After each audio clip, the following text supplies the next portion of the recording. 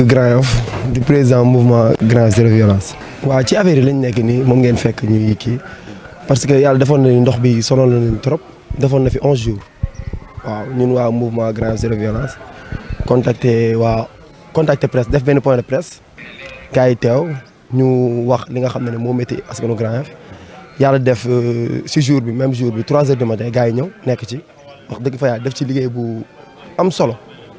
waaw ba ay presque 14 heures yàlla def ndox bi dañ ndox bi ba mu dañee nag après si dañu am initiative ñun waa mouvement bi mouvement Grand Yoff Zéro Violence ne dañuy def set setal général quoi.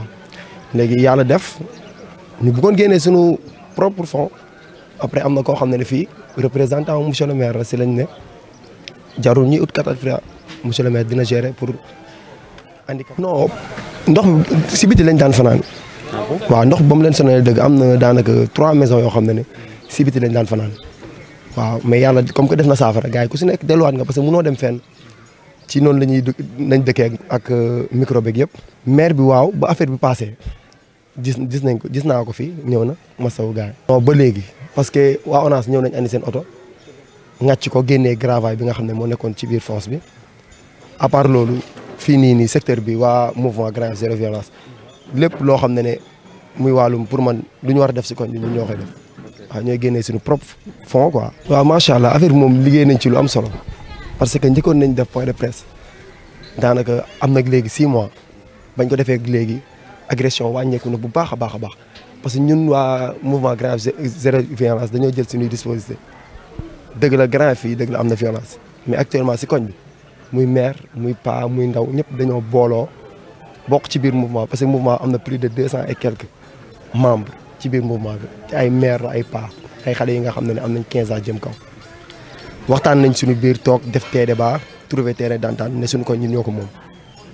liggéey bi nag bëgg nañ mu law ci Grand Yoff mais balaa ngaa lawal da ngay njëkk a jiitoo sa koñ bëgg nañ mu jiitoo si koñ bi yàlla def nañu waxtaan nañ ñun ñëpp suñu biir ne képp ki nga xam ne dëkkoo fi nga fiy def ñaawteef ñun dinañ la génneeg suñu bopp xaaruñu si état xaaruñu si monsieur le maire xaaruñ si kenn te ñun mouvement bi mooy génne ay propre fonds ci gars yi nga xam ne dañoo engagé di génnee seen xaalis di def si mouvement bi. waaw loolu yëpp dox nañ ci jéego ba imam yeeg chef de quartier yeeg yëpp ñu ngi si biir mouvement bi waxtaan nañ ak waa police mais xam nga tamit procédure bu gudd la quoi du doon loo xam ne tey la ñu ngi siy waxtaan ak ñoom mais ñun it ñu ngi siy def suñu jéego parce que pour man ñi dëkk si gox bi ñun ñi nga xam ne ñun ñoo koy dund ñun ñoo war a njëkk a jóg police ànd ak ñun.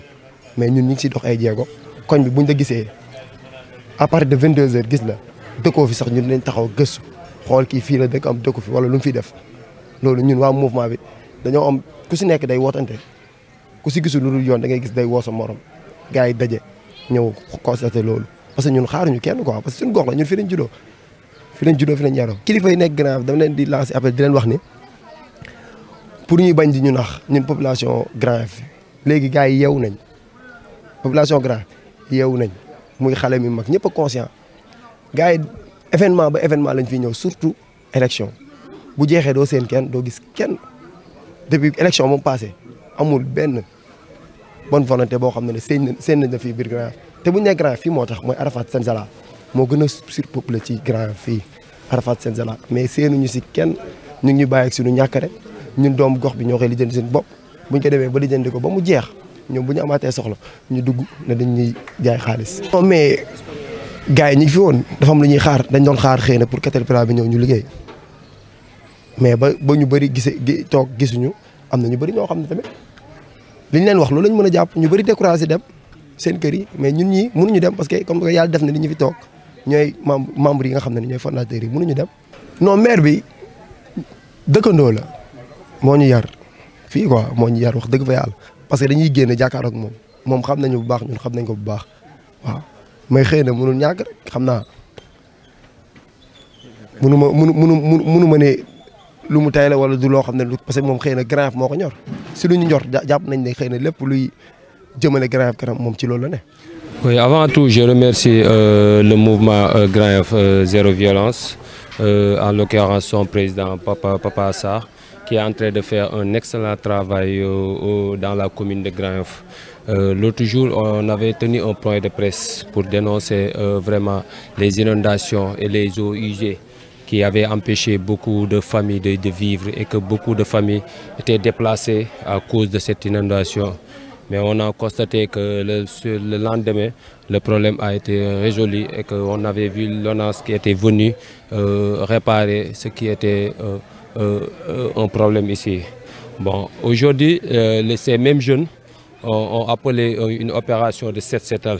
Parce que vu que si on a réparé le problème d'assainissement, tu vois l'eau et sur la route là, ça fait beaucoup de dégâts. Bon, personne ne peut circuler et qu'à chaque fois, si on a réglé ce problème, on voit que beaucoup de choses restent. Et que oui, ce qui reste, tu vois ici, personne ne peut passer. Les voitures, les personne ne peut circuler normalement. C'était pourquoi bon, ils avaient appelé pour toute la population à venir mettre du sable ou bien éradiquer les pierres qu'on a vues pour que la circulation devienne de plus en plus fluide. C'est le constat que Oui, on constate que vraiment, Grand Yoff, les autorités laissent en rade la population. Parce que Grand Yoff a un problème d'assainissement. Ce problème d'assainissement, on doit le résoudre. Hier, on était aux zones de captage. C'est le même problème. Les gens ne peuvent pas habiter dans un quartier ou dans une commune que l'assainissement n'est pas bon. Ce problème, il faut le résoudre une bonne fois pour toutes. Grand Yoff fait partie des communes plus peuplées du Sénégal. En matière d'électorat, si tu gagnes Grand Yoff, si tu gagnes les parcelles attenues, tu gagnes Dakar. Pourquoi avec tout cet électorat, les politiciens, si la campagne arrive, tout le monde sont à Grand Yoff. Et qu'actuellement, si Grand Yoff a problème, tu ne vois personne. Ça, on dénonce ça. On appelle les autorités politiques et les autorités qui ne le sont pas de venir constater et d'aider la population Grand Yoff parce qu'on en a besoin. Grand Yoff, on dit que c'est une miniature du Sénégal. Bon, on peut dire que beaucoup d'ethnies, il y a une forte population. Bon, si on dit violence à Grand Yoff, on ne peut pas dire qu'il n'y a pas de violence à Grand Yoff. Mais on constate que ces temps, vraiment, ces jeunes ont fait un excellent travail. Qu'ils ont fait une sensibilisation que actuellement la violence a diminué. Parce que là où on est en train de faire point de presse, vraiment c'était une zone tellement un peu, comment dirais-je, un peu une zone qui était dangereuse. Mais aujourd'hui, si on voit la presse ici et que les jeunes, il y a un travail qu'ils ont fait et qu'on continue de faire la sensibilisation et que parfois cette violence, ce n'est pas les fils de Grand Yoff qui font ça. Parfois, ce sont des gens qui viennent d'autres et qui passent parce que Grand Yoff est un carrefour. C'est pourquoi on dit à chaque fois Grand Yoff. Mais alhamdoulilah, que nous, jeunes qui sont à Grand Yoff, nous constatons que cette violence est en train de diminuer. Oui, vraiment, ça, on déplore. Parce que vraiment, si on dit la commune de Grand Yoff, que le maire avait ordonné qu'il va leur aider à apporter un caterpillar, vraiment, si à cet instant, on ne voit pas qu'on dit que le tracteur est en panne, c'est un peu désolant là. Parce qu'il devait se préparer ça 24 heures avant. Mais si tout le monde est en place et on voit qu'on a dit que le caterpillar est en panne, c'est quelque chose de désolant. Mais on continue. Si, on l'a contacté parce que moi, c'est devant moi qu'on a appelé une personne que le maire avait confié ce travail. C'est lui qui nous a dit que le caterpillar est en panne.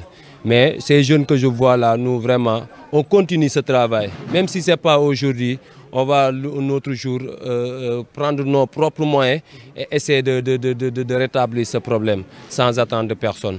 Waa Grand Yoff ñu dañu yàpp plus particulièrement ñun jigéen ñi parce que ñun jigéen ñi bés bu ñu jugee Grand Yoff benn politicien dootu fi duggati ñun jigéen ñi ñu ngi envisager benn conférence de presse bés bu ñu jugee benn politicien dootu parce que politicien dañu yàpp campagne ñu dugg ci Grand Yoff di campagne ba ñu voté leen ñu commencé bu campagne jotee ñun ñu am problème duñu gestu c'est pas normal politiciens yi nag benn politicien du fi dugg ñun lu ñu bëgg mooy ñu defaral ñu Grand Yoff tey jii rek xoolal li fi am maire bi dëkk fii à côté te pourtant maire bi ñun ñoo màggandoo ñoo yarandoo ñoo defandoo lépp fii nii Grand Yoff moom mii xam na ma léegi ñun ñu soxla benn affaire rek mënuñu fexe ba jug pour def ko nga xam ne benn bouton ngay bës rek pour nga am li nga bëgg parce que lan parce que Grand Yoff la ñun Grand Yoff dañu yàpp nañ ñu yàpp fu ba fu yàpp yem mais nag day jeex bis ni ki tey day jeex te dinañu wax ne ñun ñoo yor suñu carte te jigéen ñi ñooy voté